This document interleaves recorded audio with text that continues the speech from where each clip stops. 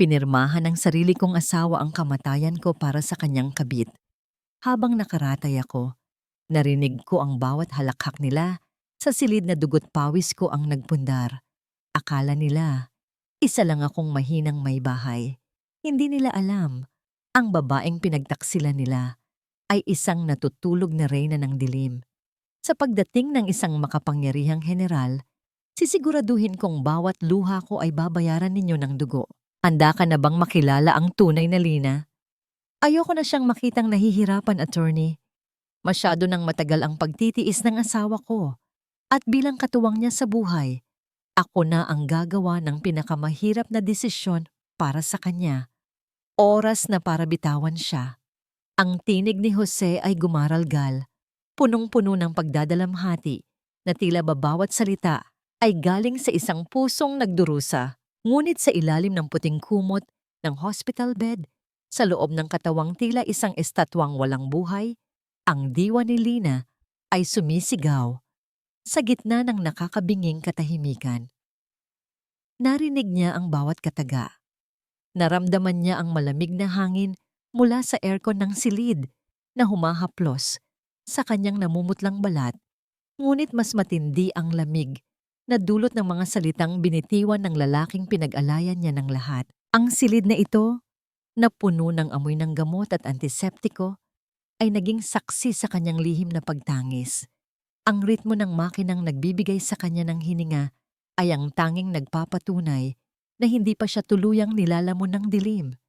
Sa bawat pagtaas at pagbaba ng kanyang dibdib na tinutulungan ng mekanismo, tila may 1,000 karayom na tumutusok sa kanyang kaluluwa. Ang kamay ni Lina na nakapatong sa kama ay magaspang. May mga bakas ng peklat at kalyo, mga marka ng pagiging isang lihim na tagapagtanggol sa nakaraan. Ngunit sa huling 10 taon, ang mga kamay na ito ay naging alipin lamang ng pagmamahal kay Jose. Sila ang nagluto ng paborito nitong pagkain, naglaba ng mga damit nito, at nag-alaga rito noong panahong wala pa itong pangalan sa lipunan. Narinig ni Lina ang paglapit ng mga yabag ni Jose sa kanyang tabi. Naramdaman niya ang pamilyar na amoy ng pabango nito, ang pabangong siya mismo ang bumili bilang regalo sa kanilang anibersaryo. Ngunit kasabay nito ay ang isang kakaiba at matapang na amoy ng bulaklak. Isang pabango ng babae na hindi kanya. "Don't worry, hon," bulong ni Jose, na ang labi ay tila malapit sa kanyang tainga. "I will make sure na hindi masasayang ang lahat ng pinaghirapan mo. Sandra and I will take care of your savings." Sino ba ang mag-aakalang ang isang simpleng housewife na tulad mo ay may itinatagong milyon-milyon sa isang offshore account? You were so good at hiding secrets, Lina. Pero mas magaling ako. Isang mahinang hagik-gik ang sumunod mula sa kabilang panig ng kama. Alam ni Lina ang boses na yon. Si Sandra, ang kanyang pinagkakatiwalaang sekretarya, ang babaeng itinuring niyang kapatid. Naramdaman niya ang maras na haplos ni Sandra sa kanyang buhok, isang kilos na puno ng pangungutya at pagkaayaw. "Ang tagal din nating hinintay ang moment na ito, Jose," wika ni Sandra sa tonong Taglish na tila ba nandidiri sa paligid. "I'm so tired of playing the second fiddle. Ngayong pipirmahan mo na ang DNR, we can finally start our life together with Hermione. Imagine, she worked so hard as an agent before, only to give everything to you, and now, to us. How ironic, right?" Ang bawat salita ay tila isang malakas na sampal na yumanig sa buong pagkatao ni Lina. Ang sakit ay hindi na nanggagaling sa mga sugat ng kanyang katawan mula sa aksidente, kundi mula sa pagkawasak ng bawat alaala ng kanilang pagsasama.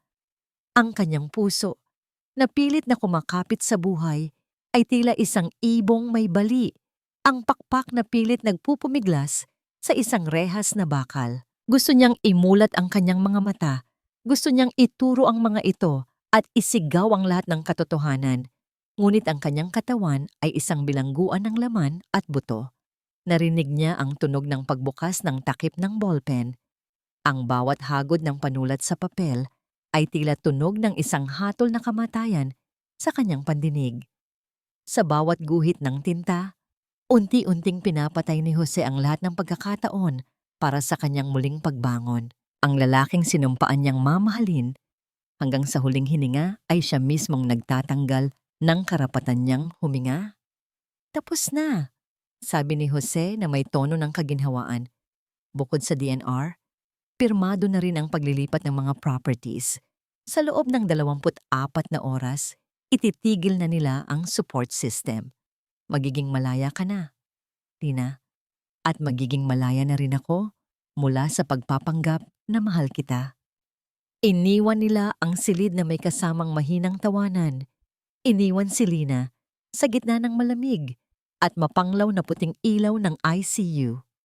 Ang tanging kasama niya ay ang paulit-ulit na tunog ng monitor na nagpapakita ng kanyang mahinang pintig.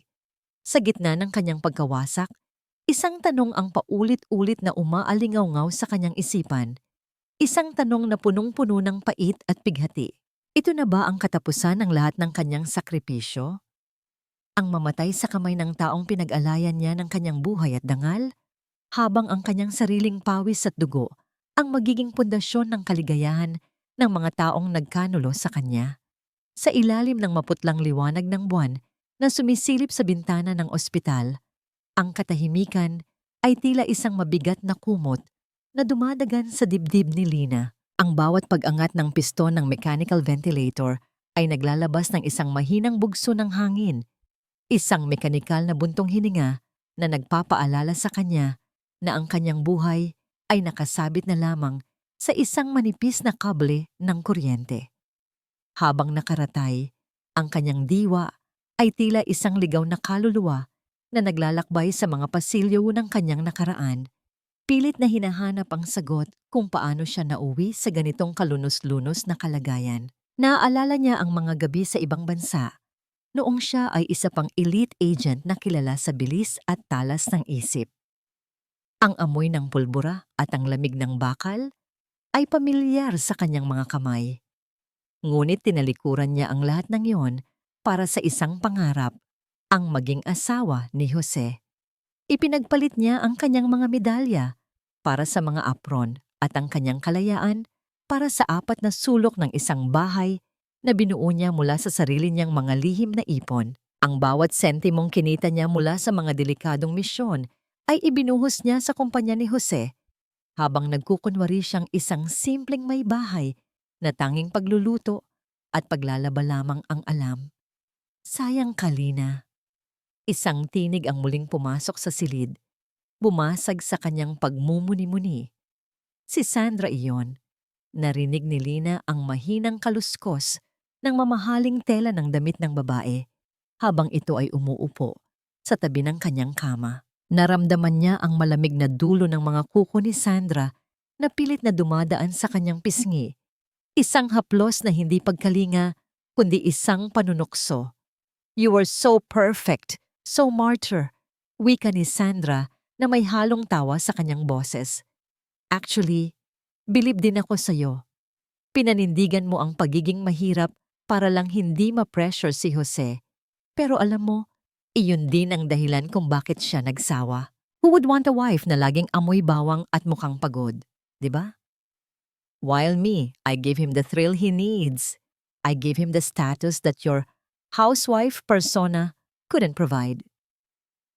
Ang bawat salita ni Sandra ay tila isang patak ng asido sa sugatang puso ni Lina. Naalala ni Lina ang mga gabing puyat siya sa paghihintay kay Jose, ang mga pagkaing ininit niya ng paulit-ulit hanggang sa matuyo dahil hindi ito dumating sa tamang oras. Ang lahat ng sakripisyong yon, ang lahat ng pagtitiis niya sa mga masasakit na salita ni Jose noong mga nakaraang buwan na nabuwan ay bahagi pala ng isang mas malaking plano upang dahan-dahan siyang burahin sa mundo. "Don't worry, sis," patuloy ni Sandra habang inaayos ang sariling buhok sa harap ng salamin sa loob ng kwarto. "I'll make sure na gagamitin namin ng tama ang inheritance mo. We're planning to travel to Paris next month after your funeral. It's the least you can do for us, right? ang mamatay ng tahimik para hindi na kami mahirapan. Sa kailaliman ng kanyang kamalayan, isang apoy na matagal nang namatay ang muling nagliyab. Hindi ito ang apoy ng galit na madaling mapuksa, kundi ang malamig at matalas na apoy ng isang sinanay na mandirigma. Ang kanyang mga pandama na hinasa ng maraming taon sa gitna ng panganib ay nagsimulang gumana sa kabila ng paralisadong katawan. Naramdaman niya ang bawat daloy ng likido sa kanyang swero, ang bawat boses ng mga nurse sa labas ng pintuan, at ang bawat mabilis na tibok ng kanyang sariling puso na tila isang tambol na nagbabadya ng digmaan. Isang alaala ang biglang sumagis sa kanya, isang maliit at tila walang halagang papel na itinago niya sa ilalim ng lining ng kanyang lumang leather bag na ngayon ay nasa loob ng cabinet sa silid na yon. Ang dokumentong yon ang tanging susi na magpapatunay na ang lahat ng assets ni Jose ay nakapangalan sa isang trust fund na siya lamang ang may kontrol. Kung mamamatay siya bukas, ang lahat ng perang pinag-iimbutan ni na Jose at Sandra ay maglalaho na parang bula at mapupunta sa isang charity foundation. Naramdaman ni Lina ang isang pambihirang lakas na nagmumula sa kanyang kaloob-looban. Isang maliit na ugat sa kanyang kanang kamay, ang tila pumitik. Isang napakaliit na paggalaw, hindi nakikita ng mata, ngunit sapat na upang magbigay ng pag-asa. I am not just a housewife, bulong ng kanyang diwa sa gitna ng kadiliman. I am the storm you never saw coming. Narinig niya ang pagbukas ng pinto at ang muling pagpasok ni Jose. Ang mabigat na yabag ng kanyang mga sapatos sa semento ay tila tunog ng isang paparating na wakas. Lumapit si Jose kay Sandra at narinig ni Lina ang tunog ng kanilang paghalik sa tabi mismo ng kanyang hinihigaan. Isang kawalan ng respeto na mas masakit pa sa anumang pisikal na sugat. Ready ka na ba? Tanong ni Jose kay Sandra. Ang boses ay puno ng kasabikan. Tomorrow morning, the lawyer will come. Isang pikit na lang at atin na ang lahat. Habang nakapikit si Lina, isang malamig na determinasyon ang bumalot sa kanya. Kung ito ang huling gabi ng kanyang pagiging biktima, sisiguraduhin niyang ang kanyang paggising ay ang simula ng kanilang bangungot. Ngunit paano niya mapipigilan ang kamay ni Jose na handa nang bumunot sa kanyang hininga sa susunod na pagsikat ng araw? Ang liwanag ng bukang liwayway ay dahan-dahang gumagapang sa puting dingding ng silid. Ngunit para kay Lina, ang bawat minutong lumilipas ay tila isang dambuhalang bigat na sumasakal sa kanyang pag-asa. Ito na ang umagang itinakda ni Jose. Narinig niya ang mahinang pagbukas ng pinto at ang pagpasok ng ilang mga tao. Ang bawat yabag ng sapatos sa makintab na sahig ay tila tunog ng isang orasan na malapit ng huminto. Everything is ready, attorney. Ang boses ni Jose ay malamig, walang bakas ng pag-aalinlangan. I have the medical clearance and the signed documents. We can proceed now. Naramdaman ni Lina ang paglapit ng isang nurse. Ang marahang paghaplos ng malamig na alcohol sa kanyang balat habang inihahanda ang pagtanggal ng mga tubo ay nagpadala ng isang matinding panginginig sa kanyang kaluluwa. Sa gitna ng kanyang paralysis, ang kanyang isipan ay sumisigaw. Pilit na tinatawag ang anumang himala na maaaring pumigil sa kamay ng kamatayan. Ngunit ang tanging sumasagot sa kanya ay ang monotonous na tunog ng monitor na tila isang huling awit ng pamamaalam. Ngunit bago pa man mahawakan ng doktor, ang pangunahing switch ng makinang nagbibigay buhay kay Lina, isang kakaibang enerhiya ang tila yumanig sa buong pasilyo ng ospital. Ang katahimikan ng palapag ay biglang napalitan ng sunod-sunod at mabibigat na tunog ng mga dekalidad na sapatos na sabay-sabay na naglalakad, na tila isang martsa ng isang hukbo. Ang bawat hakbang ay nagpapakatal sa sahig, isang babala na may paparating na bagyong hindi kayang pigilan ng sinuman. Biglang bumukas ang pinto ng silid nang may ganoong kalakas na puwersa. Ngunit sa halip na ingay, isang nakabibinging awtoridad ang bumalot sa paligid. Isang lalaking may matikas na tindig, nakasuot ng unipormeng puno ng mga medalya at may mga matang tila gawa sa matalas na asero ang humakbang papasok. Si General Alejandro. Ang kanyang presensya ay tila nagpaliit sa espasyo ng silid, dahilan upang mapaatras si Jose sa gulat at pagkalito. Sino ang nagbigay sa inyo ng pahintulot na galawin ang pasyenteng ito? Ang boses ng general ay hindi malakas, ngunit ito ay may lalim na tila dumadagundong sa dibdib ng bawat nakikinig. General Alejandro? Nautal na sambit ni Jose, ang kanyang mukha ay biglang nawalan ng kulay. This is a private family matter, General. My wife she's brain dead. We are just following the medical advice for her peaceful transition. Isang mapait na ngiti ang sumilay sa mga labi ng general habang lumalapit ito sa kama ni Lina. Sa isang sandali, ang matigas na anyo ng opisyal ay lumambot at nakita ni Lina sa kanyang malabong pandama ang isang tingin ng malalim na paggalang at utang na loob. Inilagay ng general ang kanyang kamay sa ibabaw ng kamay ni Lina, ang kamay na puno ng kalyo na binaliwala ni Jose. Family matter? Pag-uulit ng general, sabay baling kay Jose na may talas ng isang agila. Ang babaeng tinatawag mong asawa ay hindi lamang isang simpleng housewife. Siya ay isang pambansang yaman. Siya ang taong humarang sa bala para sa akin noong panahong ang mundong ito ay nagnanais na kitlin ang aking buhay. Ang utang na loob ko sa kanya ay hindi mababayaran ng kahit anong halaga. Tumingin ang general sa abogado at sa doktor na tila ba ang kanyang mga mata ay naglalabas ng isang hindi masulat na utos. I am placing this patient under the protection of the armed forces. Walang sino man, kahit ang sarili niyang asawa, ang may karapatang humawak sa anumang aparato sa silid na ito nang wala ang aking pirma. At attorney, bago mo isipin na harangin ako, siguraduhin mong malinis ang bawat pahina ng dokumentong hawak mo. Naramdaman ni Lina ang isang init na dumaloy mula sa kamay ng general patungo sa kanyang malamig na balat.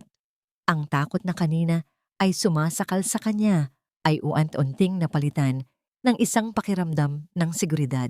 Ngunit ang mas matindi ay ang pagkagulat sa boses ni Jose na ngayon ay puno na ng desperasyon at galit. You can't do this! I am her legal guardian! Sigaw ni Jose, bagaman ang kanyang boses ay nanginginig sa takot. Humarap ang general kay Jose. Ang kanyang mukha ay ilang pulgada na lamang ang layo.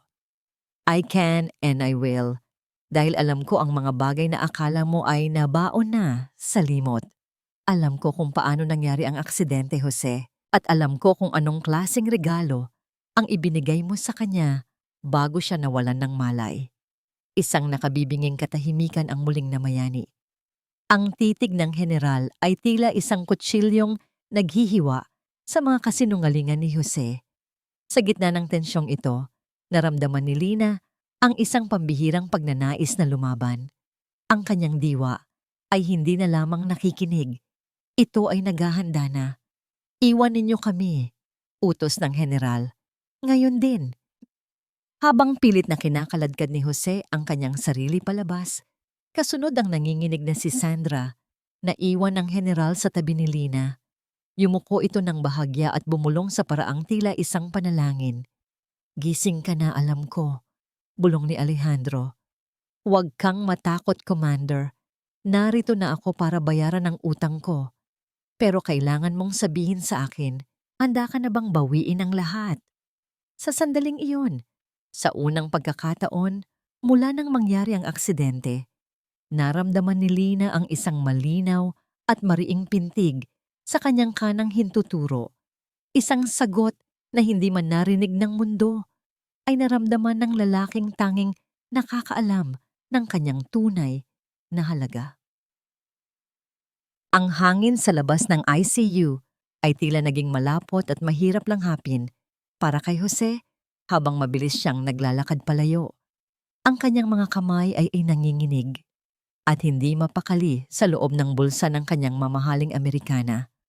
Ang bawat matigas na bagsak ng takong ng sapatos ni Sandra sa makintab na sahig ng pasilyo ay tila isang babala, isang mabilis at hindi mapakaling ingay na sumasabay sa pintig ng kanilang mga pusong puno ng takot.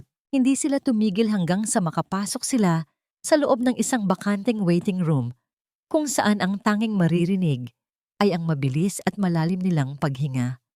Ano na ang gagawin natin, Jose? Sinabi ko sa'yo, dapat tinapos na natin ito nung nakaraang linggo pa. Ang boses ni Sandra ay matalas, puno ng asidong tila nanunuot sa bawat sulok ng silid, habang marahas niyang ibinabagsak ang kanyang designer bag sa sofa. Now, anong gagawin natin sa general na yan? He's not just anyone. He's Alejandro. Isang salita lang niya. Tapos ang karir mo, tapos ang kumpanya, at higit sa lahat, tapos tayong dalawa. Napailamos si Jose sa kanyang mukha. Ang kanyang mga mata ay nanlilisik sa desperasyon habang pilit na inaalala ang bawat kataga ng general. Hindi ko alam na may connection si Lina sa ganoong kalaking tao. Sandra, all these years, she acted like a pathetic, boring housewife. Nagluluto, naglilinis, naghihintay sa akin. Who would have thought na naging hero siya ng isang general? Isang mapait na tawa ang kumawala sa mga labi ni Sandra.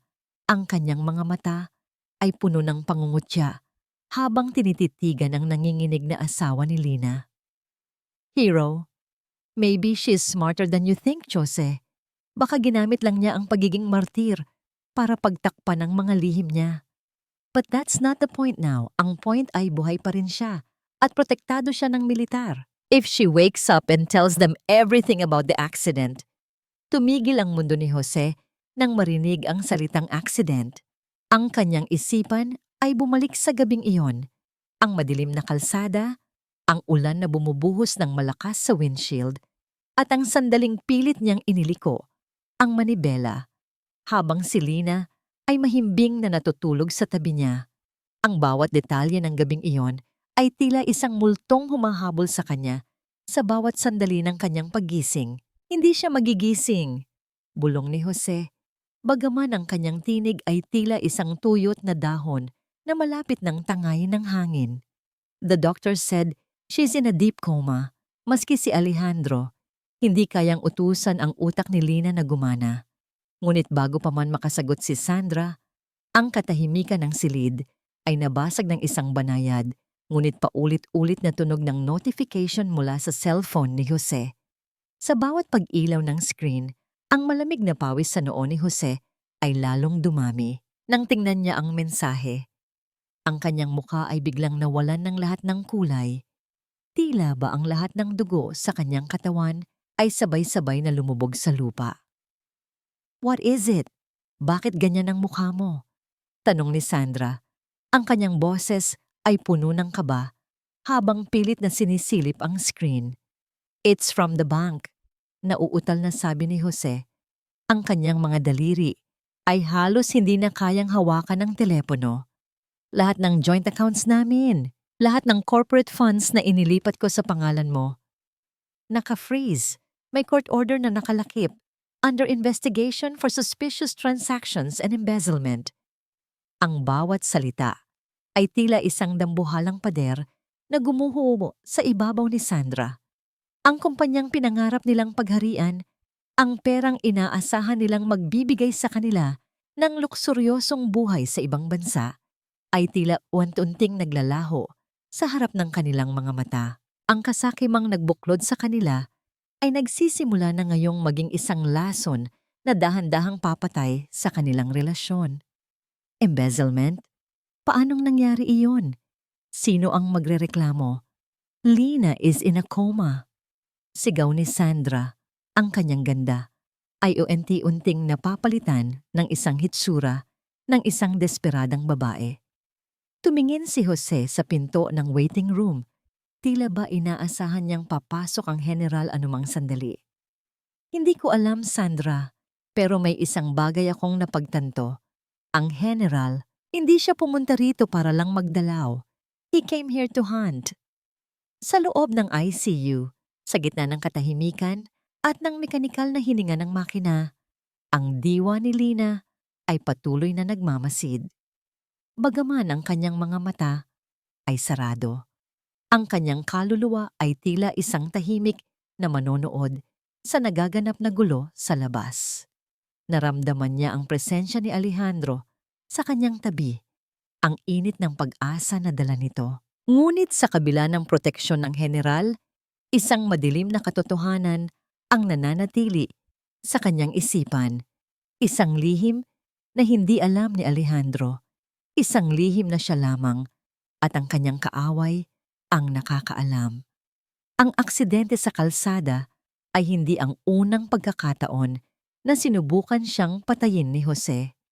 May isang traidor pa sa loob ng kanilang pamilya, isang taong nagtatago sa likod ng ngiti ng pagmamalasakit, at ang taong iyon ay malapit na ring pumasok sa silid na ito. Sino ang taong ito na itinuturing ni Lina na mas mapanganib pa kaysa kay Jose at Sandra?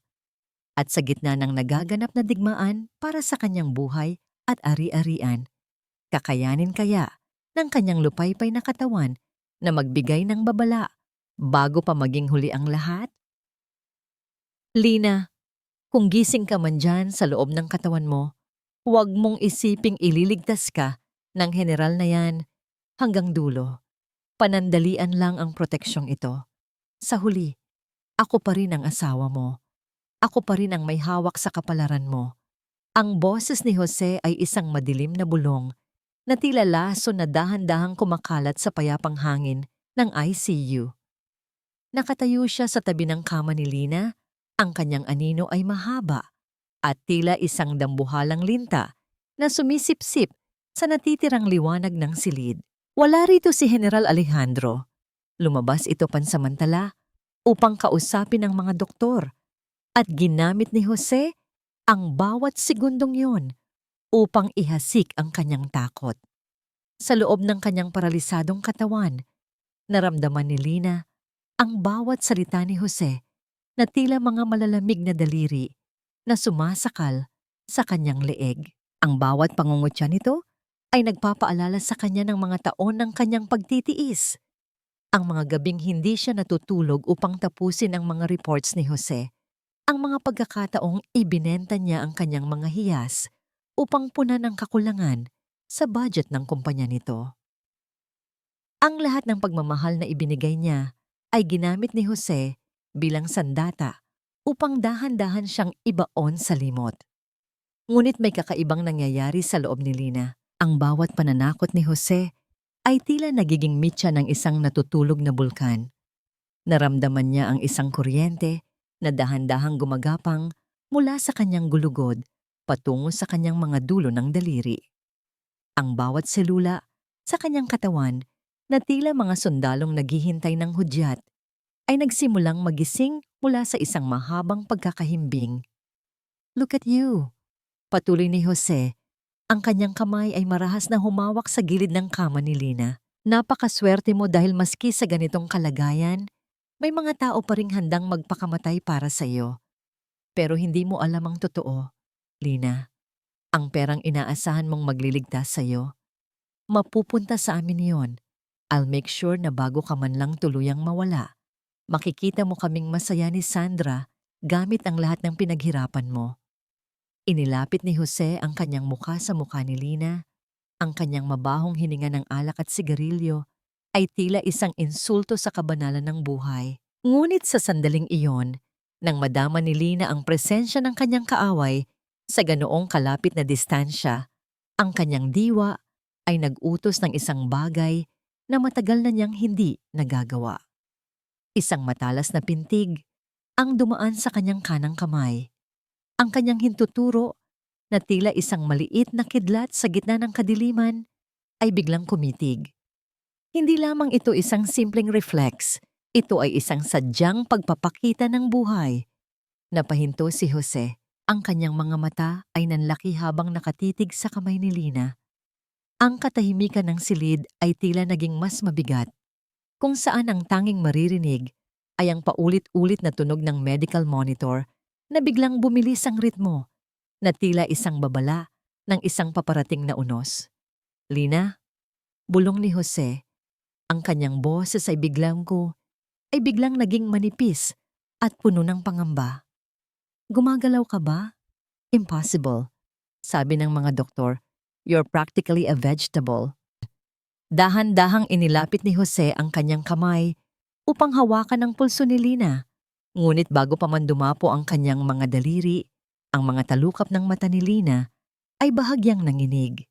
Sa likod ng mga nakapikit na matang iyon, naramdaman ni Jose na may isang matalas na titig na nakatingin sa kanyang kaluluwa.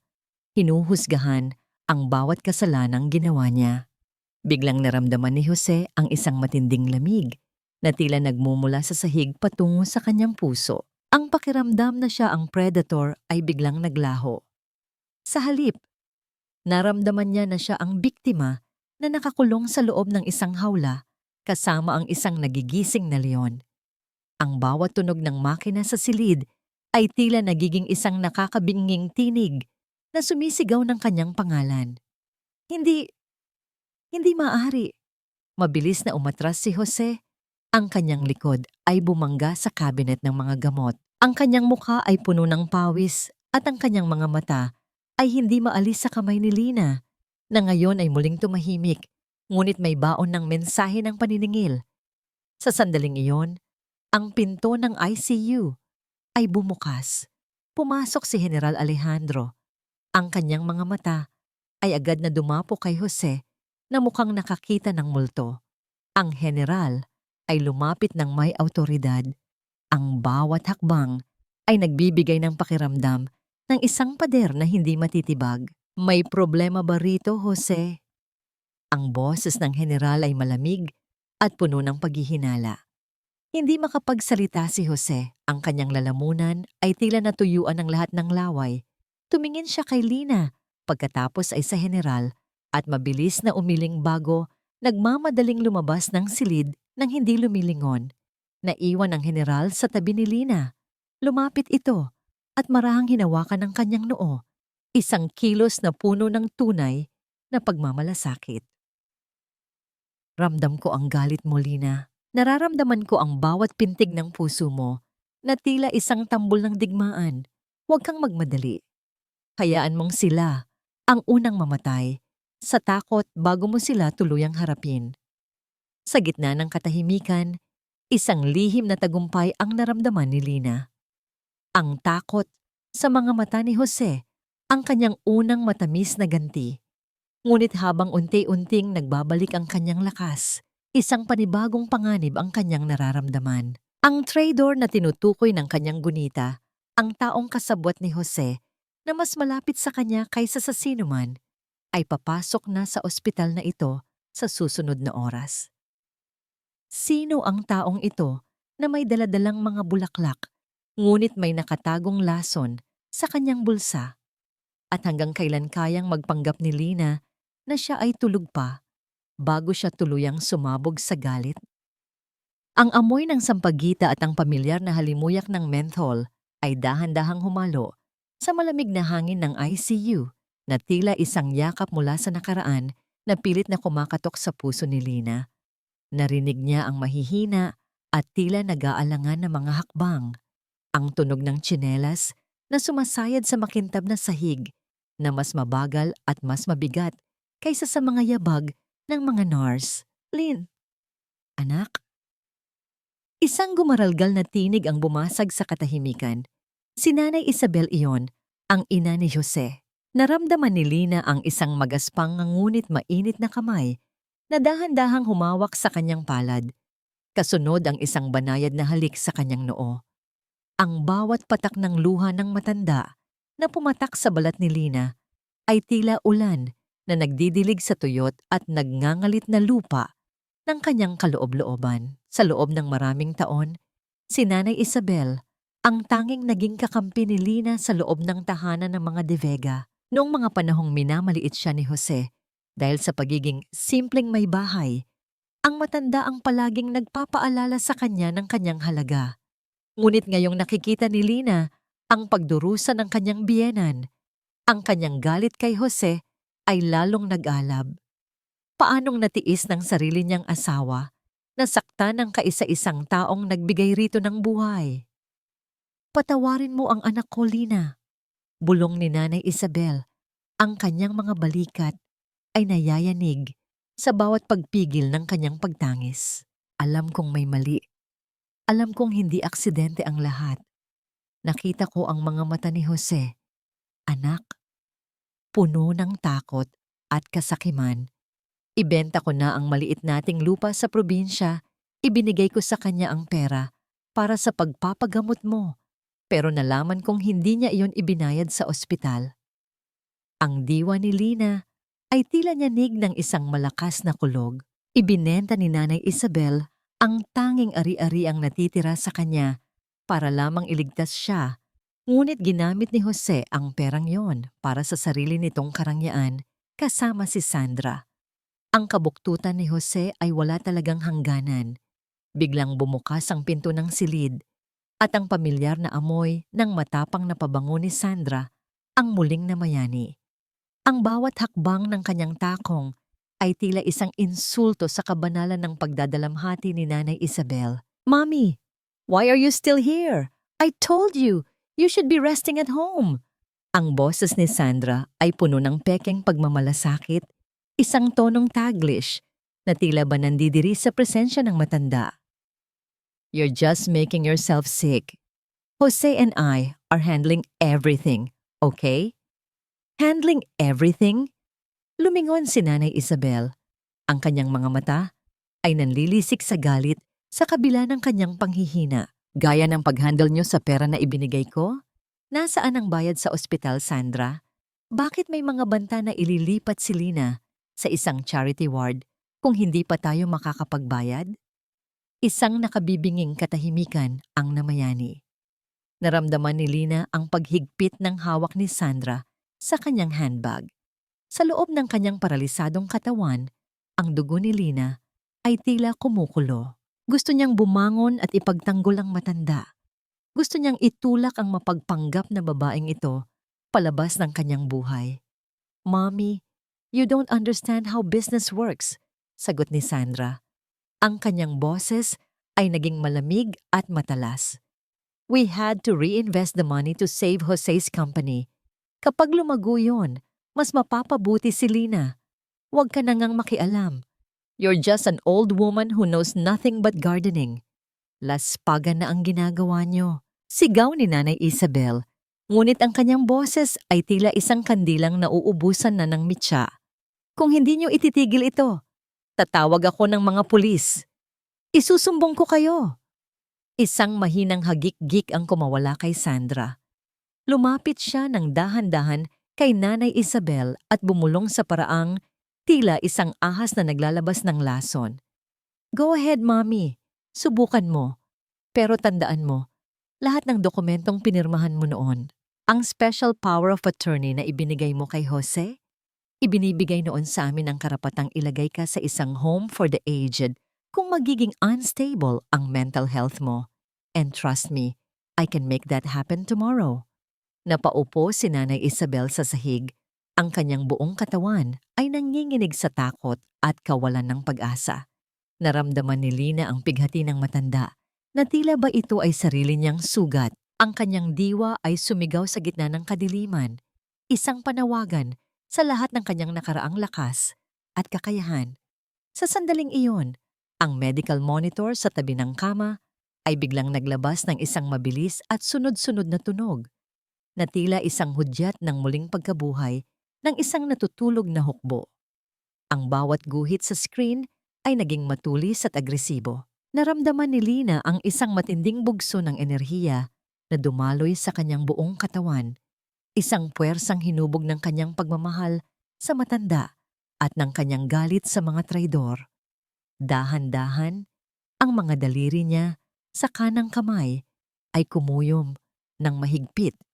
Nanginginig ang kanyang mga kamao, tila pinipigilan ng lahat ng emosyon na gustong sumabog. Ang bawat higpit ng kanyang pagkakahawak ay paalala na hindi na siya ang dating tahimik at natatakot. Isang pambihirang pawis ang lumabas sa kanyang noo at sa ilalim ng kanyang mga talukap, ang kanyang mga mata ay nagsimulang gumalaw ng mabilis. Napatingin si Sandra sa monitor. Ang kanyang mukha ay biglang nawalan ng kulay. Jose! Jose! Pumasok ka rito! Sigaw niya. Ang boses ay puno ng kilabot. Ngunit bago pa man makapasok si Jose, narinig ni Lina ang isang pamilyar at baritonong boses mula sa pinto. Isang boses na nagdadala ng hatol ng langit. Anong nangyayari rito?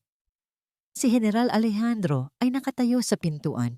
Ang kanyang mga mata ay matalas na nakatingin kay Sandra at sa nakasalampak na si Nanay Isabel. Ngunit ang kanyang atensyon ay agad na nalipat sa kama ni Lina. Nakita niya ang mahigpit na paghuyom ng kamay ng babaeng itinuturing niyang bayani. Lina! Bulong ng general. Sa gitna ng tensyon, isang huling lakas ang pinakawalan ni Lina. Isang mahina, ngunit malinaw na tunog ng paghinga ang lumabas sa kanyang mga labi. Isang tunog na hindi nanggaling sa makina, kundi mula sa kanyang sariling baga. Isang paghinga na tila isang sumpa sa kanyang mga kaaway at isang pangako sa matandang nagmamahal sa kanya. Ngunit sa gitna ng kanyang muling paggising, isang anino ang nakita ni Lina sa labas ng bintana ng ICU. Isang taong may hawak na kamera at mabilis na nagtatago. Isang bagong player ang pumasok sa laro. At ang taong ito ay may hawak na ebidensya na maaring sumira sa lahat.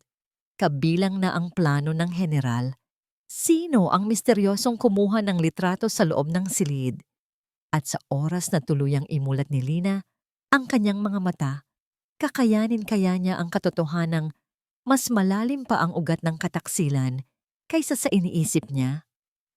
Huwag mong isiping nakakalusot ka sa akin, Jose. Ang bawat hakbang mo ay may bakas at ang bawat hininga mo ay utang mo sa babaeng pinagtangkaan mong patayin. Ang boses ni General Alejandro ay malamig pa sa bakal ng baril, nanunuot sa bawat buto ni Jose habang nakatayo sila sa labas ng pintuan ng ICU. Ang matikas na opisyal ay hindi man lang kumukurap. Ang kanyang mga mata ay tila dalawang talim na uant-unting hinihiwa ang bawat kasinungalingan na pilit itinatago ni Jose sa likod ng kanyang mamahaling Amerikana. Sa loob ng silid, ang diwa ni Lina ay tila isang mitya na dahan-dahang naglalagablab. Narinig niya ang bawat kataga, ang bawat pagyanig ng boses ni Jose na punong-puno ng takot at desperasyon. Ang kanyang puso, na dati ay tila isang lupaypay na ibon, ay nagsisimula ng tumibok ng may layunin. Hindi na ito ang tibok ng isang biktima. Ito ay ang ritmo ng isang mangangaso na naghihintay ng tamang pagkakataon. General, hindi ko alam kung ano ang sinasabi niyo. Nauutal na sagot ni Jose. Ang kanyang mga daliri ay hindi mapakali sa pag-aayos ng kanyang kurbata. I love my wife. Ang nangyari sa kalsada ay isang malagim na aksidente. Madilim, maulan, nawalan ako ng kontrol sa manibela. Isang mapait at nakakangilong tawa ang kumawala sa general. Inilabas niya ang isang itim na folder mula sa kanyang kilikili at binuklat ito sa harap ni Jose. Ang tunog ng paglipat ng mga pahina ay tila bawat sampal ng katotohanan na humahagupit sa mukha ng traidor. Aksidente? Pag-uulit ng general, ang kanyang tinig ay lalong bumaba ang tono. Nagbabantay sa bawat reaksyon ni Jose. Kung aksidente iyon, bakit 5 minuto bago ang banggaan ay may natanggap kang tawag mula sa isang kilalang mekaniko sa labas ng lungsod? Ang mekanikong yon ay kasalukuyan ng nasa ilalim ng aking kustodya. Jose, at alam mo ba kung ano ang ibinulgar niya? Na binayaran mo siya upang luwagan ang preno ng sasakyan niyo. Naramdaman ni Lina ang isang matinding pait na gumapang sa kanyang lalamunan. Ang hinala na dati ay tila isang malabong anino sa kanyang isipan ay naging isang malinaw at nakakasulasok na katotohanan. Ang lalaking kayakap niya sa gabi, ang lalaking ipinagluluto niya ng almusal ng may pagmamahal, ay ang mismong taong bumili ng kanyang kamatayan. Ang bawat sakripisyo niya sa loob ng 10 taon ay tila mga abo na tinangay ng isang malupit na hangin. That's a lie! Inimbento niyo lang yan dahil gusto niyo kaming sirain. Sigaw ni Jose, bagaman ang kanyang boses ay tila isang tuyot na dahon na mabilis na tinatangay ng hangin. Lumingon siya kay Sandra na nakatayo sa likuran niya. Tila humihingi ng saklolo, ngunit ang kanyang mistress ay abala sa pag-iwas ng tingin. Tila ba naghahanap na rin ng sariling labasan mula sa lumulubog na barko. Hindi lang yan, Jose. Patuloy ni Alejandro, lalong lumapit sa lalaki hanggang sa maramdaman nito ang init ng kanyang galit. Nalaman ko rin ang tungkol sa mga utang ni Sandra sa sugal. Ang kumpanya mo ay bangkarote na at ang tanging paraan para mabayaran ang mga utang nyo ay ang insurance policy ni Lina na nagkakahalaga ng 50 milyong piso. Iyan ba ang dahilan kung bakit nagmamadali kang pirmahan ang DNR? Dahil kailangan nyo na ng pera para sa susunod nyong laro. Sa loob ng ICU, naramdaman ni Lina ang isang pambihirang lakas na nagmumula sa kanyang kaibuturan.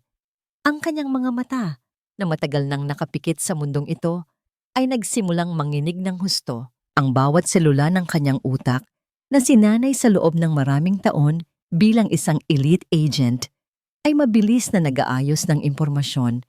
Ang kanyang katawan ay hindi na lamang basta gumagaling. Ito ay nagre-reboot para sa isang huling misyon. Iwan niyo ang pasilidad na ito. Utos ng general. Ang kanyang kamay ay dahan-dahang humawak sa holster ng kanyang baril. Isang kilos na hindi nagbabanta ng dahas, kundi ng ganap na awtoridad.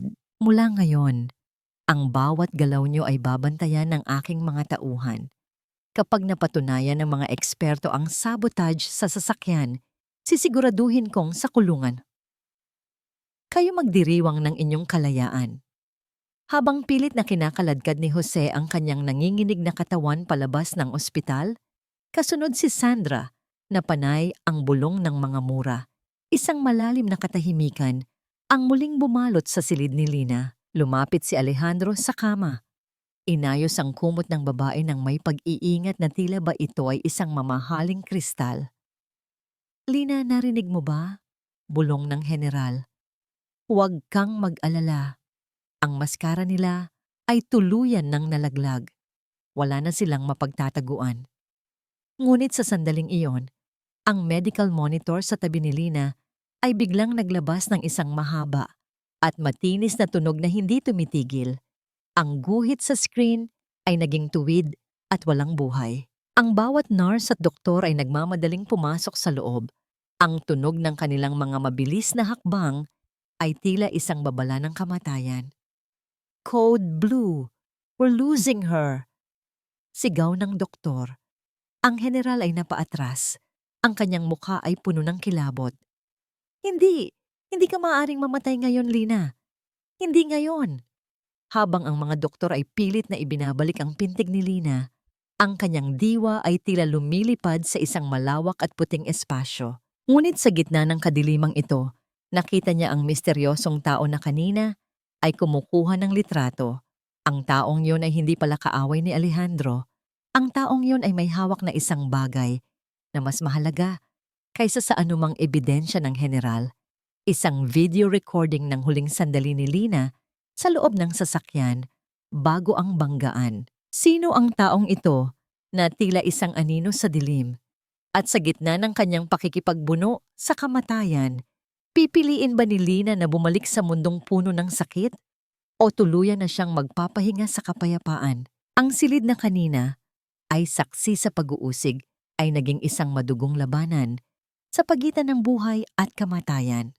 Ang bawat kilos ng mga doktor at nurse ay mabilis at punong-puno ng tensyon, habang ang bawat pag-angat ng mga kamay na may hawak na defibrillator ay nagdadala ng isang tahimik na panalangin sa gitna ng desperasyon. Ang amoy ng kuryente at ang matapang na kemikal sa hangin ay tila lalong nagpabigat sa atmosfera. Habang si General Alejandro ay nakatayo sa isang sulok, ang kanyang mga kamao ay nakakuyom ng mahigpit hanggang sa mamuti ang kanyang mga buko-buko ng daliri. 1, 2, 3, clear! Ang sigaw ng doktor ay sinundan ng marahas na pag-angat ng katawan ni Lina mula sa kama. Isang kilos na tila isang huling pagpupumiglas ng isang kaluluwang nais ng kumawala sa gapos ng sakit. Ngunit sa likod ng mga nakapikit na matang iyon, sa gitna ng malawak at puting espasyo kung saan lumulutang ang kanyang diwa, nakita ni Lina ang lahat. Nakita niya ang bawat luha ni Nanay Isabel, ang bawat pananakot ni Sandra, at ang malamig na kataksilan ni Jose. Sa sandaling iyon, hindi ang takot sa kamatayan ang nagpabalik sa kanya. Ito ay ang nagngangalit na apoy ng katarungan. Ang kanyang pagsasanay bilang isang elite agent ay muling nagising. Ang kakayahang kontrolin ang bawat hibla ng kanyang pagkatao sa gitna ng pinakamalaking panganib. Naramdaman niya ang isang matinding hila pabalik sa kanyang katawan, isang puwersang mas malakas kaysa sa anumang makina sa loob ng silid na yon. Isang malalim at gumaralgal na paghinga ang biglang kumawala sa mga labi ni Lina. Ang tuwid na guhit sa monitor ay biglang nagkaroon ng buhay. Isang matulis at mabilis na pintig na tila tunog ng isang tambol na nagbabadya ng paglusob ng isang hukbo. Ang bawat doktor ay napahinto. Ang kanilang mga mata ay nanlaki sa gulat habang tinititigan ang pasyenteng kanina lamang ay idineklara nang nawalan ng buhay. Dahan-dahan, sa gitna ng nakabibinging katahimikan ng pagkamangha, ang mga talukap ng mata ni Lina ay dahan-dahang bumukas. Ang kanyang mga mata ay hindi malabo o puno ng kalituhan. Sila ay matalas, malinaw, at may ningning ng isang aserong dumaan sa pinakamainit na apoy. Lumingon siya ng bahagya at ang kanyang paningin ay dumapo kay General Alejandro. Commander, ang boses ng general ay tila isang bulong ng hangin, puno ng hindi maipaliwanag na ginhawa at pitagan. Pilit na iginalaw ni Lina ang kanyang mga labi. Tuyot ang kanyang lalamunan at ang bawat salita ay tila isang hamon sa kanyang natitirang lakas. Ngunit nang magsalita siya, ang bawat kataga ay tila isang hatol na nagmumula sa langit. Alejandro, nasaan ang mga traidor? Ang tunog ng kanyang boses, bagaman mahina, ay nagdala ng isang awtoridad na tila yumanig sa apat na sulok ng ICU. Hindi na ito ang boses ng isang may sakit. Ito ay ang boses ng isang reyna na muling umupo sa kanyang trono. Sa sandaling iyon, ang lahat ng nurse at doktor sa loob ng silid ay naramdaman ng isang kakaibang pangungutya sa hangin. Ang laro ni na Jose at Sandra ay tapos na, at ang tunay na paghuhukom ay nagsisimula pa lamang. Lumapit ang general at marahang hinawakan ang kamay ni Lina. Sa pagkakataong ito, naramdaman niya ang mahigpit na pagtugon ng mga daliri ng babae. Nasa labas sila, Lina. Naghihintay ng balita ng iyong pagpanaw. Ngunit hindi nila alam na ang kanilang hiniling na wakas ay siya palang simula ng kanilang sariling impyerno. Isang maliit at mapait na ngiti ang sumilay sa mga labi ni Lina. Sa kabila ng kanyang panghihina, ang kanyang isipan ay mabilis nang nagbubuo ng isang plano. Ang bawat piraso ng ebidensya, ang bawat sulyap ng kataksilan ay gagamitin niya upang durugin ang mga taong nag-akalang maaari silang lumakad sa ibabaw ng kanyang bangkay. Habang nagkakagulo ang mga nurse sa pag-aayos ng kanyang mga swero, isang anino ang dahan-dahang lumapit sa bintana ng silid mula sa labas. Ang misteryosong lalaking may hawak na ebidensya ay naroon pa rin. Pinapanood ang bawat galaw ni Lina. Inilabas nito ang kanyang cellphone at nagpadala ng isang mensahe sa isang hindi kilalang numero. The Queen is awake. Start the protocol. Sino ang taong ito na tila may sariling hukbo sa likod ng mga anino? At ano ang protocol na tinutukoy niya na tila mas malaki pa kaysa sa planong paghihiganti ni Lina? Sa gitna ng kanyang muling pagkabuhay, mapagtanto kaya ni Lina na ang digmaang kinakaharap niya ay hindi lamang laban sa isang asawang taksil, kundi laban sa isang nakaraang pilit niyang tinalikuran 10 taon na ang nakalilipas? 10. 10 taon kitang hinanap, Lina. Akala namin ay nilamon ka na ng limot. Pero narito ka lang pala.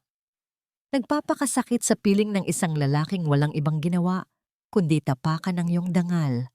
Ang boses ni General Alejandro ay gumaralgal, isang bihirang pagkakataon kung saan ang pader ng kanyang autoridad ay tuluyang nagiba sa harap ng babaeng nagbigay sa kanya ng pangalawang buhay. Sa loob ng ICU, ang amoy ng antiseptiko ay tila napalitan ng bango ng mga alaala ng ulan at putik mula sa isang nakaraang puno ng panganib. Nakatitig si Lina sa general. Ang kanyang mga mata ay unti-unting nagluluha habang ang bawat salita nito ay tila isang mahapdi ngunit nakagagamot na gamot sa kanyang sugatang puso.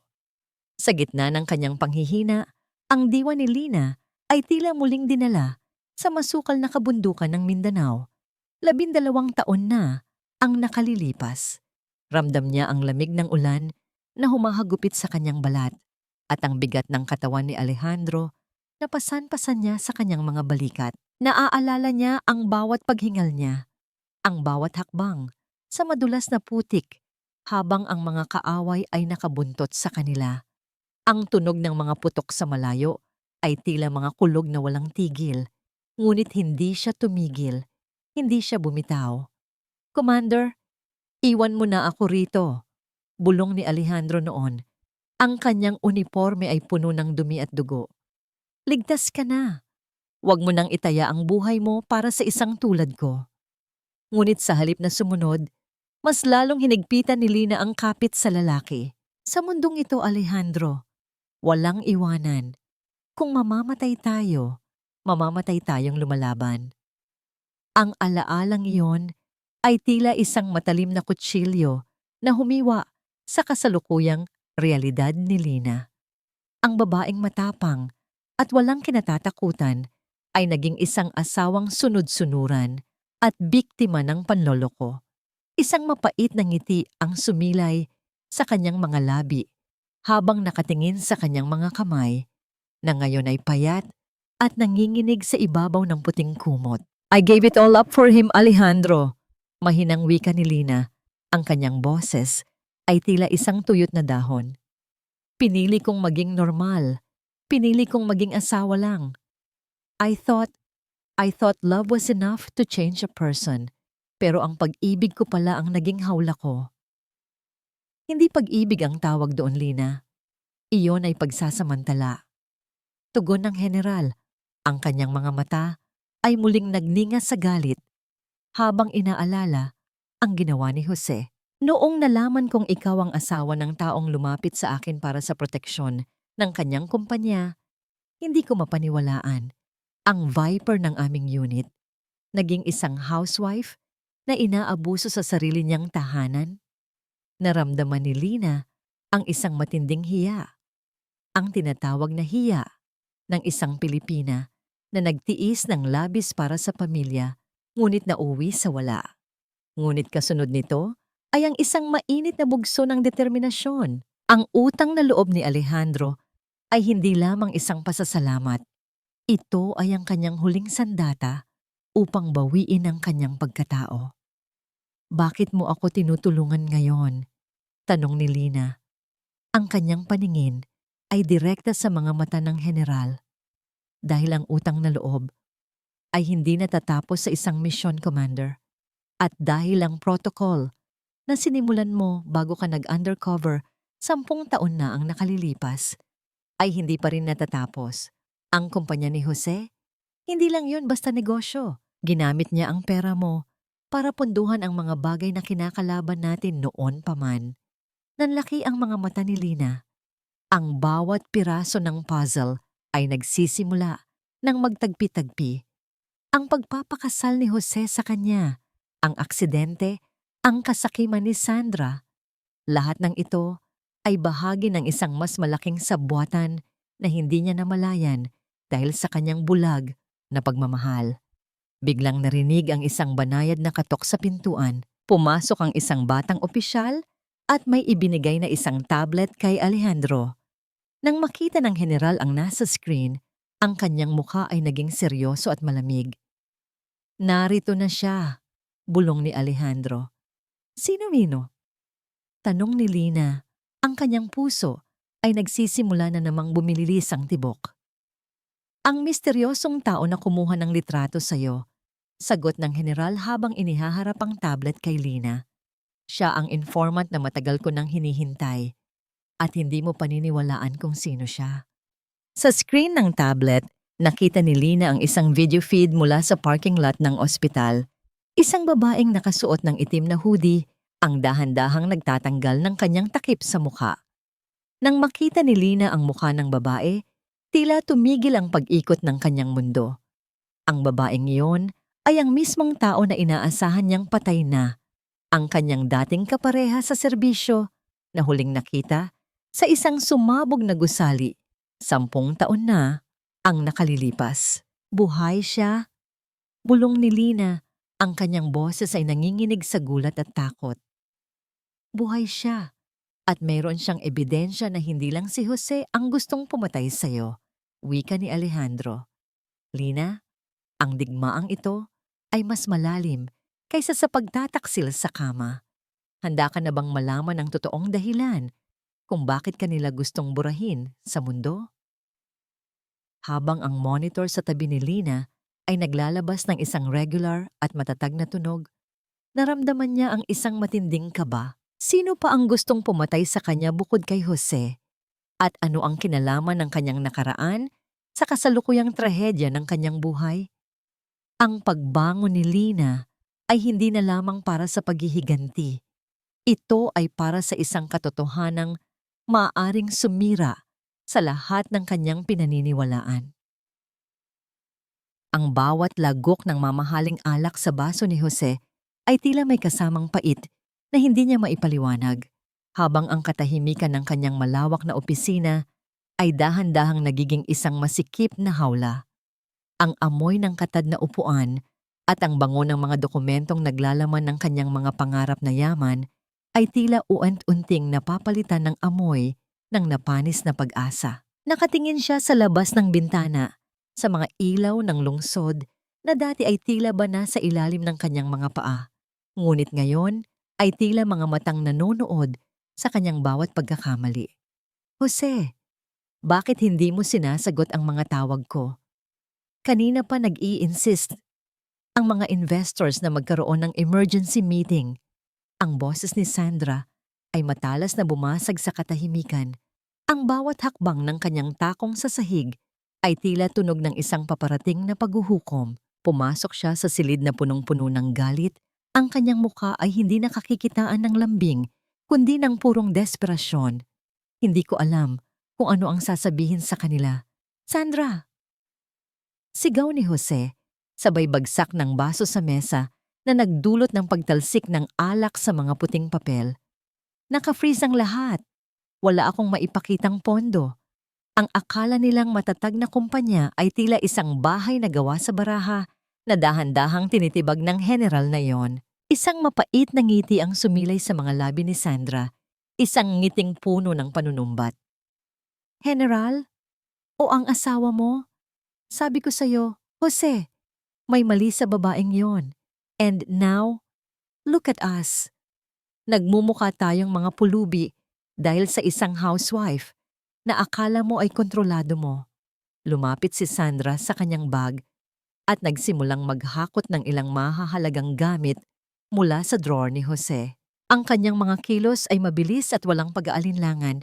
Tila ba isang daga na naghahandang tumalon mula sa isang lumulubog na barko. Anong ginagawa mo? Tanong ni Jose. Ang kanyang boses ay puno ng kaba. I'm leaving, Jose. Hindi ako pumasok sa relasyong ito para maghirap kasama mo. Malamig na tugon ni Sandra sa tonong Taglish na tila ba nandidiri sa sitwasyon. I checked the accounts earlier. 0 na ang lahat. At nalaman ko rin na may mga pulis na nagtatanong sa opisina tungkol sa aksidente ni Lina. I won't let you drag me down to prison. Ang bawat salita ni Sandra ay tila isang malakas na suntok sa sikmura ni Jose.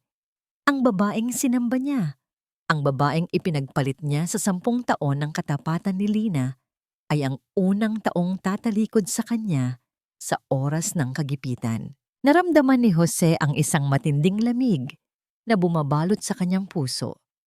Isang pakiramdam ng ganap na pag-iisa na dati ay palaging pinupunan ni Lina ng init at pag-aalaga.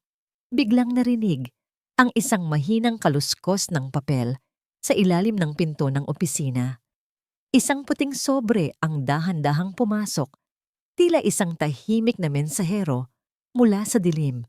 Nanginginig ang mga kamay ni Jose habang kinukuha ito at binubuksan. Sa loob ay may isang litrato, isang malinaw na kuha ng mga mata ni Lina na nakadilat, matalas at puno ng buhay, kasama ang isang maikling sulat na nakasulat sa pulang tinta. "The debt is due, Jose. Your time is up." Napaupo si Jose sa sahig.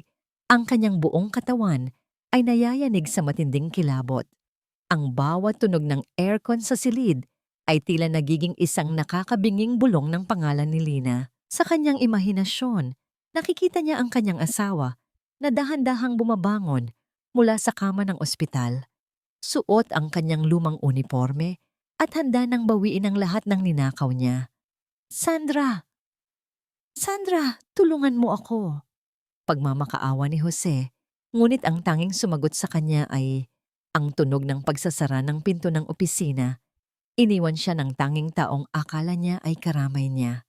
Sa loob ng ospital, si Lina ay nakatayo na sa tabi ng bintana sa tulong ni General Alejandro. Ang kanyang binti ay mahina pa, ngunit ang kanyang tindig ay matuwid.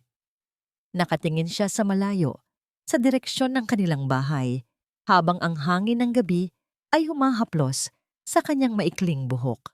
Ang bawat mahina at regular na paghinga niya ay isang patunay ng kanyang tagumpay laban sa kamatayan. Tapos na ang unang bahagi. "Lina," wika ng general habang iniaabot sa kanya ang isang telepono. Nagsimula nang mag-collapse ang lahat ng kanyang mga illegal na transaksyon. Wala na siyang matatakbuhan.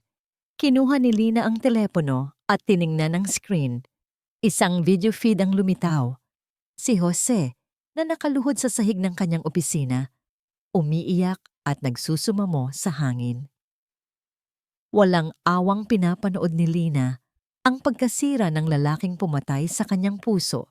Bago pa man nito, tinangkang patayin ang kanyang katawan. "Hindi pa ito tapos, Alejandro," bulong ni Lina.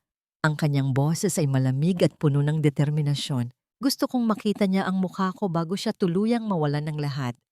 Gusto kong malaman niya na ang babaeng binaliwala niya ay ang mismong babaeng tatapos sa kanyang mundo." Ngunit sa gitna ng kanyang plano, para sa huling paghuhukom, isang mensahe ang pumasok sa kanyang personal na cellphone, isang numerong matagal na niyang hindi nakikita. Isang mensahe na naglalaman lamang ng isang litrato. Ang kanyang anak, na akala niya ay nasa ligtas na paaralan sa probinsya, ay nakatayo sa tabi ng isang lalaking nakatalikod. Ang puso ni Lina ay tila tumigil sa pagtibok. Ang kasakiman ni Jose ay lumampas na sa pera at kapangyarihan. Ginamit nito ang kaisa-isang bagay na mahalaga sa kanya bilang isang huling alas. Kakayanin kaya ni Lina na ituloy ang kanyang paghihiganti kung ang kapalit nito ay ang buhay ng kanyang kaisa-isang anak? At sino ang lalaking nakatalikod sa litrato na tila pamilyar sa kanyang madilim na nakaraan? Huwag mong subukan ang pasensya ko, Jose. Ang bawat luhang pumatak sa mga mata ng anak ko ay katumbas ng 1 taon sa impyerno para sa'yo. Ang boses ni Lina sa kabilang linya ng telepono ay hindi nanginginig. Ito ay malamig, matalim, at may bigat ng isang hatol na hindi mababali. Sa loob ng ICU, ang amoy ng antiseptiko ay tila naglaho, napalitan ng pamilyar na amoy ng bakal at determinasyon. Kahit na ang kanyang katawan ay dumanas ng matinding paghihirap, ang kanyang diwa ay muling nagliwanag gaya ng isang aserong dumaan sa apoy. Nakatayo si Lina sa gitna ng silid sa tulong ng isang saklay, ngunit ang kanyang tindig ay tila isang reyna na handa ng bawiin ang kanyang kaharian. Ang kanyang suot na hospital gown ay tinakpan niya ng isang itim na jacket. Ang jacket na suot niya noong huling misyon niya 10 taon na ang nakalilipas, na itinago ni General Alejandro sa loob ng mahabang panahon. Lina, please, let's talk. I did this for us, para sa future ni Marco. Ang boses ni Jose sa kabilang linya ay punong-puno ng desperasyon, ngunit ang bawat salita niya ay tila isang lason na hindi na tumatalab kay Lina. For us? O para sa iyong kasakiman? Sagot ni Lina habang dahan-dahang naglalakad patungo sa pintuan kung saan naghihintay si General Alejandro kasama ang isang pangkat ng mga piling tauhan. Magkita tayo sa lumang bahay, doon sa lugar kung saan mo ako sinumpaang mamahalin at doon sa lugar kung saan mo ako unang pinatay. Ang paglalakbay patungo sa kanilang lumang tahanan ay puno ng isang nakabibinging katahimikan. Ang bawat pag-ikot ng gulong ng sasakyan sa kalsada ay tila isang hakbang patungo sa isang madilim na nakaraan. Sa tabi ni Lina, ang general ay hindi nagsasalita. Ngunit ang mahigpit na pagkakahawak nito sa kanyang baril ay sapat na upang malaman ni Lina na hindi siya nag-iisa. Lina, sigurado ka ba rito? Mahinang tanong ni Alejandro nang makarating sila sa harap ng bahay na tila isang kalansay sa ilalim ng buwan. Ang mga halaman ay tuyot at ang baintana ay puno ng alikabok. Isang salamin ng kanilang wasak na pagsasama. Kailangan ko itong tapusin ng mag-isa, Alejandro, para kay Marco. Tugon ni Lina bago dahan-dahang bumaba ng sasakyan. Pumasok si Lina sa loob ng bahay. Ang amoy ng alikabok at amag ay agad na sumalubong sa kanya kasama ang mahinang tunog ng isang radyong nagpapatugtog ng isang lumang kanta. Ang kantang sinasayawan nila noong kanilang kasal. Sa gitna ng dining room, nakahanda ang isang hapunan. Ang bawat plato ay may lamang pagkain na paborito ni Jose, ngunit ang lahat ay malamig na at tila napanis na ng panahon. Nakaupo si Jose sa dulo ng mesa, ang kanyang mukha ay puno ng anino. Sa kanyang tabi, nakatayo ang isang bata, si Marco, ang kanilang 7 taong gulang na anak. Ang mga mata ng bata ay puno ng takot, ngunit nang makita niya si Lina, isang kislap ng pag-asa ang sumilay sa kanyang mukha. Mama! Sigaw ni Marco, ngunit agad siyang pinigilan ng isang kamay na nakasuot ng itim na guwantes. Mula sa dilim sa likod ni Jose, lumabas ang babaeng nakita ni Lina sa video feed. Si Maya, ang kanyang dating kapareha. Ngunit sa pagkakataong ito, hindi ito ang Maya na nagligtas sa kanya noon. Ang Maya na nasa harap niya ngayon ay may hawak na baril na nakaturo sa ulo ni Marco. Surprised, Lina? Ang boses ni Maya ay tila isang kuskos ng asero sa bato. 10 taon akong nagtago sa anino dahil sa protocol na yan. At ngayon, nalaman kong ang lahat ng hirap ko ay dahil sa iyong kahinaan. Pinili mo ang lalaking ito kaysa sa ating misyon. Maya, bitawan mo ang anak ko. Wala siyang kinalaman dito. Wika ni Lina, ang kanyang boses ay nananatiling matatag sa kabila ng pananakit ng kanyang puso. May kinalaman siya dahil siya ang tanging bagay na magpapagawa sa iyo ng gusto ko, tugon ni Maya. Lumingon siya kay Jose na nanginginig sa takot. Ang asawa mo ay isang tangalina. Akala niya ay siya ang nagpapatakbo ng laro. Hindi niya alam, ginamit ko lang siya upang mahanap ka. Lumingon si Jose kay Lina. Ang kanyang mga mata ay nagmamakaawa. Lina, help me! Sabi niya ililigtas niya ang kumpanya ko kung ibibigay kita sa kanya. I didn't know she would take Marco. Ang bawat salita ni Jose ay tila isang huling pako sa kabaong ng kanilang relasyon. Ang kasakiman niya ay naging mitya upang dalhin ang panganib sa sarili nilang anak. Sa sandaling iyon, ang lahat ng natitirang hiya at pagmamahal ni Lina ay tuluyang naglaho. Jose, ikaw ang pinakamalaking pagkakamali ng buhay ko. Malamig na wika ni Lina. Biglang narinig ang isang mahinang kaluskos mula sa itaas ng kisame. Alam ni Lina ang tunog na yon. Ang mga tauhan ni Alejandro ay nakapwesto na. Ngunit bago pa man makakilos ang sinuman, isang malakas na tunog ng pagkabasag ng salamin ang narinig mula sa likuran. Protocol 9 is active. Isang boses mula sa isang speaker sa loob ng bahay ang umalingaw-ngaw. Kasabay nito, ang lahat ng ilaw sa bahay ay namatay. Sa gitna ng ganap na kadiliman, tanging ang mabilis na paghinga ni na Jose at ang mahinang hikbi ni Marco ang maririnig. Naramdaman ni Lina ang isang matalim na presensya na papalapit sa kanya. Isang desisyon ang kailangang gawin ni Lina sa loob ng isang segundo. Ang iligtas si Marco mula sa baril ni Maya o pigilan ang pag-activate ng protocol na maaaring pumatay sa kanilang lahat sa loob ng bahay na yon. "Mama! Takbo!" sigaw ni Marco sa gitna ng dilim. Saan tutungo si Lina? At sino ang misteryosong boses na nag-activate ng protocol na tila mas makapangyarihan pa kaysa kay General Alejandro at Maya? Ang huling hapunan ay naging isang madugong simula ng isang katapusang hindi inaasahan ng sinuman. Sa gitna ng ganap na kadiliman, ang bawat pandaman ni Lina ay tila naging matalas na aserong humihiwa sa hangin. Narinig niya ang mabilis at mababaw na paghinga ni Jose na puno ng takot. Ang mahinang paghikbi ni Marco na tila isang sugatang ibon at ang malamig na pagkakasa ng bakal sa bakal mula sa direksyon ni Maya. Ang amoy ng alikabok at ang tila nanunuyot na laso ng kataksilan ay bumabalot sa buong silid, ngunit sa loob ng puso ni Lina, ang tanging nagliliyab ay ang apoy ng isang ina. Protocol Siam, ang programang ikaw mismo ang gumawa, Lina. Ang boses ni Maya ay tila nanggagaling sa bawat sulok ng dilim, puno ng panunuya.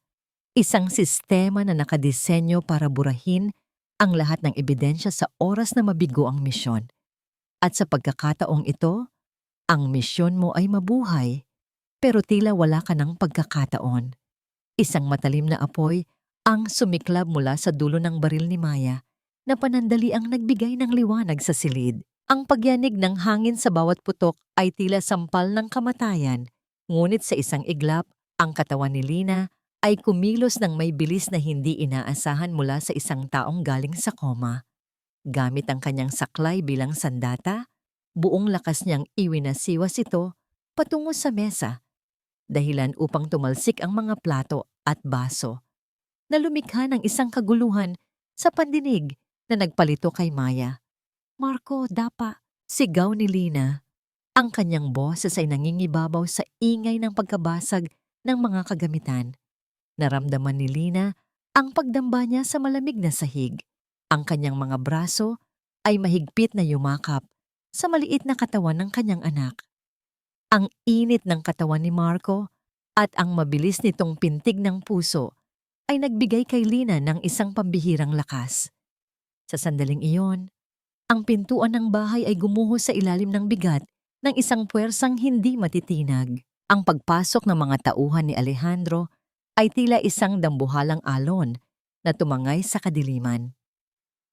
Ang mga tactical flashlight ay tila mga espada ng liwanag na tumusok sa dilim. Nakita ni Lina si Jose na sa gitna ng kaguluhan ay pilit na gumagapang patungo sa bintana. Iniwan ang kanyang anak at asawa sa gitna ng kapahamakan. Ang kasakiman at kaduwagan nito ay naging malinaw na parang sikat ng araw. "Jose, saan ka pupunta?" sigaw ni Sandra, na biglang lumitaw mula sa kusina. Ang kanyang mukha ay puno ng dugo mula sa isang sugat na natamo sa gulo. "Huwag mo akong iwan dito. Bitawan mo ako, Sandra. Ikaw ang may kasalanan nito. Kung hindi mo ako sinulsulan, sana ay nasa marangyang buhay pa ako." Ang boses ni Jose ay puno ng asidong paninisi, isang huling pagpapakita ng kanyang bulok na pagkatao. Sa kabilang panig, si Maya ay nakasandal sa pader. Ang kanyang baril ay nakatutok kay General Alejandro, na ngayon ay nakatayo sa gitna ng silid. Ang mukha ng general ay tila gawa sa matigas na bato, walang bakas ng takot. "Tapos na ang laro, Maya," wika ng general. Ang bawat kataga ay may bigat ng isang pinal na hatol. Ang protocol siyam ay hindi isang death warrant. Ito ay ang aking signal upang pasukin ang pasilidad na ito. Ikaw ang huling piraso ng puzzle na kailangan namin para buwagin ang organisasyong sumira sa buhay ni Lina. Isang mapait na tawa ang kumawala kay Maya bago niya dahan-dahang ibinaba ang kanyang baril. Nakalimutan mo yata, Alejandro. Sa mundong ito, walang tunay na katarungan. May mga mas malakas pa sa atin na nagmamasid. Habang dinaraakip ng mga tauhan ni Alejandro sina Maya at Sandra, lumapit ang general kay Jose. Dinampot niya ang lalaki sa kwelyo, dahilan upang manginig ito ng husto at maihi sa sariling pantalon sa takot. Iniharap siya ng general kay Lina na ngayon ay dahan-dahang tumatayo habang karga ang umiiyak na si Marco. Lina, please, patawarin mo ako. Pagmamakaawa ni Jose, ang kanyang mga mata ay puno ng pekeng luha. Nagawa ko lang yon dahil sa utang. Mahal kita, Lina. Alam mo yan. Tinitigan ni Lina si Jose. Sa mga matang yon, wala nang natitirang pag-ibig, wala nang natitirang sakit. Tanging isang malamig na kawalan. Dahan-dahang inilapit ni Lina ang kanyang mukha sa mukha ni Jose at sa isang mahinang bulong na tila isang sumpa, binigkas niya ang huling hatol. Ang utang ay binabayaran, Jose, at ang utang mo sa akin ay hindi pera. Ito ay ang 10 taon ng buhay ko na ninakaw mo at ang bawat patak ng luha ng anak ko. Sisiguraduhin kong bawat araw mo sa kulungan, ang mukha ko ang makikita mo sa bawat anino. Inilayo ni Lina ang kanyang tingin at tumalikod, kasabay ng pagkaladkad ng mga pulis kay Jose na nagsusumamo at sumisigaw ng kanyang pangalan. Ang tunog ng mga posas na naglalapat at ang pagsasara ng pinto ng sasakyan ng pulis ay tila isang magandang musika sa pandinig ni Lina. Ang tunog ng tunay na katarungan. Sa labas ng bahay, habang ang sikat ng buwan ay nagbibigay ng isang mapayapang liwanag, yumakap si Marco ng mahigpit sa kanyang ina. Mama, hindi na po ba tayo babalik doon? Hinalikan ni Lina ang noo ng kanyang anak. Ang kanyang mga mata ay nakatingin sa malayo, sa isang bukas na puno ng pag-asa. Hindi na, Marco. Malaya na tayo. Lumingon siya kay General Alejandro na nakatayo sa tabi ng kanyang sasakyan. Isang tahimik na tango ang namagitan sa kanila. Isang pagkilala sa isang misyong natapos at sa isang pagkakaibigang dumaan sa apoy. Ang paghuhukom ay tapos na, ngunit ang paghilom ay nagsisimula pa lamang. Mani. Ang amoy ng alat mula sa dagat at ang banayad na haplos ng hangin sa madaling araw ay tila isang malamig na tubig na dahan-dahang naghuhugas sa mga sugat ng nakaraan. Sa pampang ng isang tahimik na probinsya sa Batangas, kung saan ang bawat alon ay dahan-dahang humahalik sa buhanginan, nakatayo si Lina. Wala na ang hospital gown, wala na ang mga jacket na puno ng bakas ng digmaan. Ngayon, suot niya ay isang simpleng puting damit na sumasabay sa ihip ng hangin. Isang simbolo ng kanyang muling pagsilang mula sa abo ng kataksilan. Tumingin siya sa malayo, sa direksyon kung saan ang langit at dagat ay nagtatagpo sa isang guhit ng kulay kahel at lila. Sa kanyang kamay ay hawak niya ang isang lumang larawan, ang larawan ng kanyang kasal, 10 taon na ang nakalilipas. Sa larawang yon, nakangiti siya ng tapat, puno ng pangarap, habang si Jose ay nakatingin sa kanya ng may mapagpanggap na pag-ibig. Sa loob ng mahabang panahon, ang papel na ito ang naging hawla niya. Dahan-dahan, inilabas ni Lina ang isang lighter. Sa isang maliit na kislap ng apoy, sinimulan niyang silaban ang gilid ng larawan. Pinanood niya kung paano lamunin ng apoy ang mga mukha ng nakaraan, kung paano maging itim na abo ang mga pangakong napako. Habang tinatangay ng hangin ang mga labi ng larawan patungo sa dagat, naramdaman ni Lina ang isang pambihirang gaan sa kanyang dibdib. Hindi ito ang pagpapatawad na nagpapalaya sa nagkasala. Ito ang pagpapatawad sa sarili dahil sa pananatili ng matagal sa isang maling pag-ibig. Mama, tignan niyo po. Ang ganda ng shell na nahanap ko. Ang boses ni Marco ay tila isang matamis na musika na pumukaw sa kanyang pagmumuni-muni. Nakita niya ang kanyang anak na tumatakbo sa pampang, puno ng sigla at walang bakas ng takot na naranasan nito sa kamay ni Jose. Lumapit ang bata at iniabot sa kanya ang isang makinang nakabibi. Ngumiti si Lina, isang tunay at malalim na ngiti na umabot hanggang sa kanyang mga mata. Napakaganda, Marco, katulad ng bagong simula natin. Bulong ni Lina habang hinahaplos ang buhok ng anak. Narinig niya ang mahinang tunog ng paglalakad sa buhanginan mula sa kanyang likuran. Hindi niya kailangang lumingon upang malaman kung sino ito. Ang pamilyar na presensya na nagbigay sa kanya ng proteksyon sa gitna ng unos ay narito na naman. Si General Alejandro, na ngayon ay hindi nakasuot ng kanyang uniforme kundi isang simpleng polo shirt, ay tumayo sa kanyang tabi. Nabalitaan mo na ba? Mahinang tanong ni Alejandro. Ang kanyang boses ay puno ng katahimikan ng madaling araw. Si Jose at Sandra ay formal ng hinatulan ng korte, habang buhay na pagkabilanggo para sa tangkang pagpatay at malakihang embezzlement. Si Maya naman ay nakikipagtulungan na sa mga awtoridad para ituro ang iba pang kasapi ng organisasyon. Tumango si Lina, ngunit ang kanyang paningin ay nanatili sa abot-tanaw. Salamat, Alejandro, pero sa totoo lang, hindi na mahalaga sa akin kung nasaan sila. Ang mahalaga ay wala na sila sa bawat paghinga ko. Lumingon ang general kay Lina. Ang kanyang mga mata ay may halong paghanga at isang damdaming matagal na niyang itinatago. Ano nang plano mo ngayon, Commander?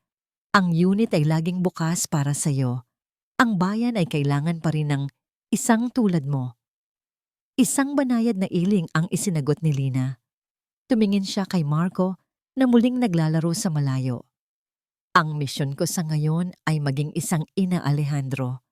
Gusto kong makita ang anak ko na lumalaking malaya at puno ng pag-asa. Gusto kong maranasan ang katahimikang ipinagkait ko sa sarili ko sa loob ng maraming taon.